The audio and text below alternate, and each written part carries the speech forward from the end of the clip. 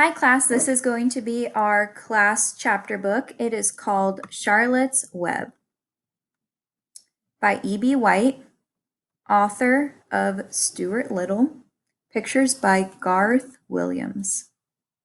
Charlotte's Web. Charlotte's Web.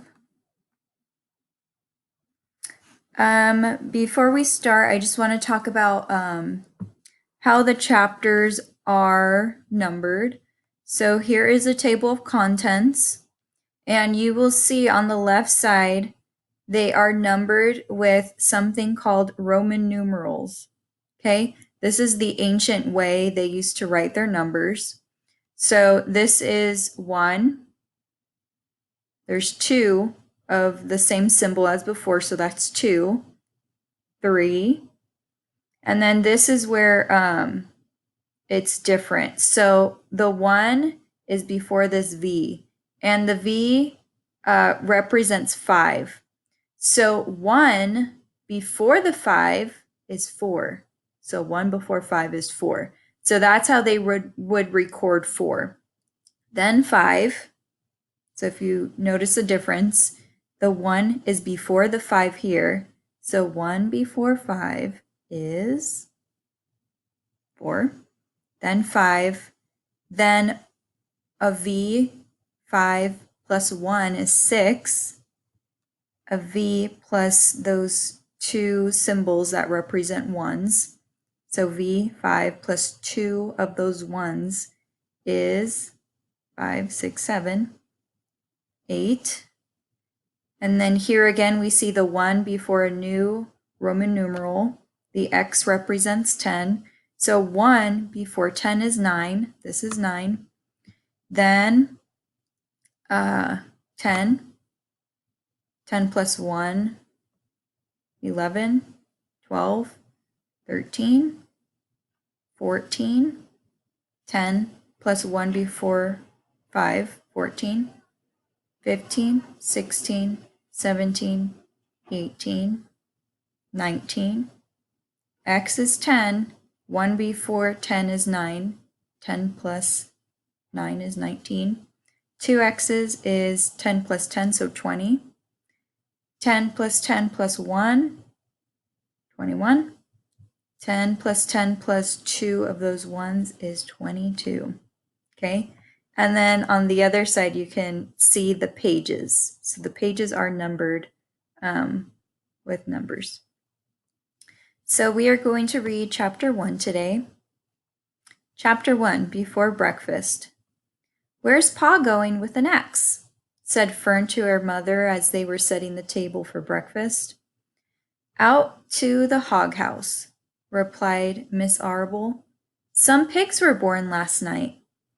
"I don't see why he needs an axe," continued Fern, who was only 8. So that's about your guys' age. "Well," said her mother, "one of the pigs is a runt. It's very small and weak, and it will never amount to anything. So your father has decided to do away with it." "Do away with it?" shrieked Fern. "You mean kill it? Just because it's smaller than the others?" Miss Arable put a pitcher of cream on the table. "Don't yell, Fern," she said. "Your father's right. The pig would probably die anyway." Fern pushed a chair out of the way and ran outdoors. The grass was wet and the earth smelled of springtime. Fern's sneakers were sopping by the time she caught up with her father.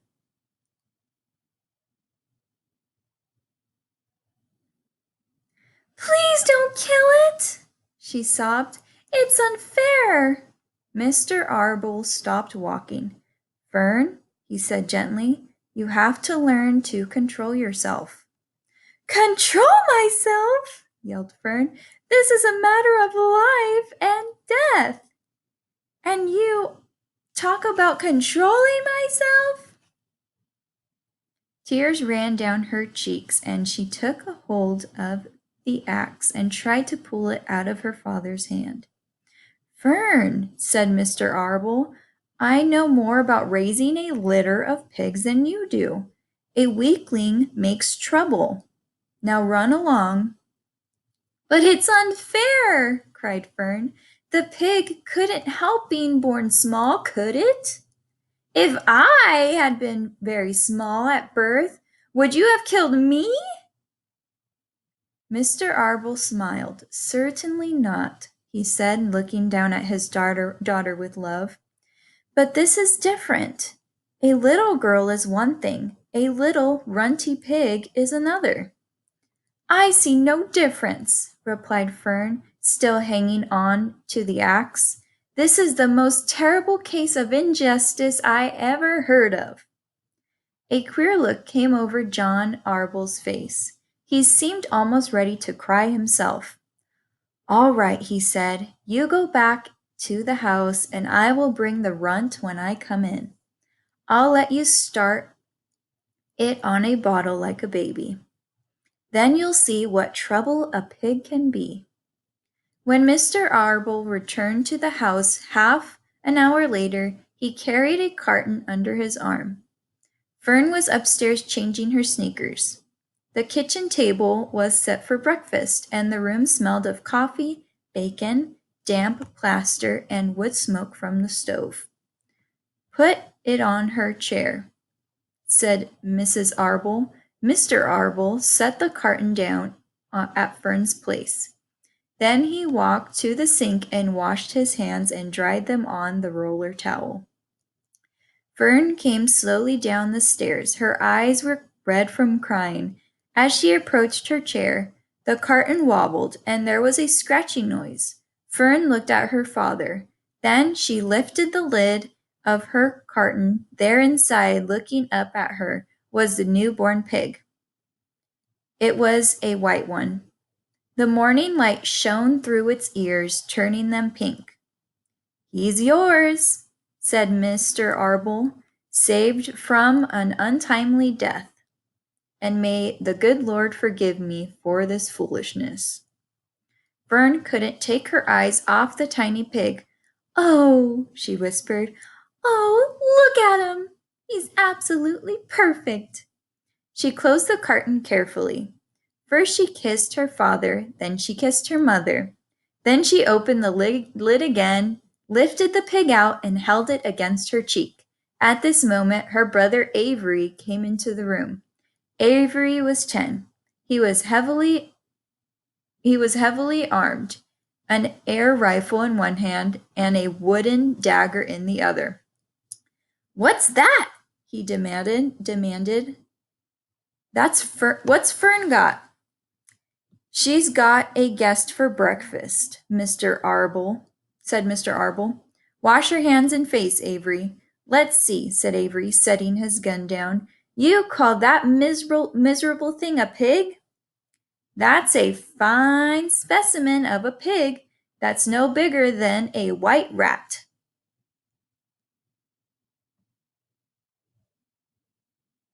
"Wash up and eat your breakfast, Avery," said his mother. "The school bus will be along in half an hour."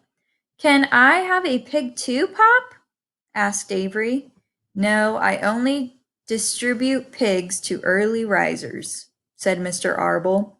Fern was up at daylight trying to rid the world of injustice. As a result, she now has a pig. A small one, to be sure, but nevertheless a pig. It just shows what can happen if a person gets out of bed promptly. Let's eat. But Fern couldn't eat until her pig had a drink of milk. Mrs. Arble found a baby's nursing bottle and rubber nipple. She poured warm milk into the bottle.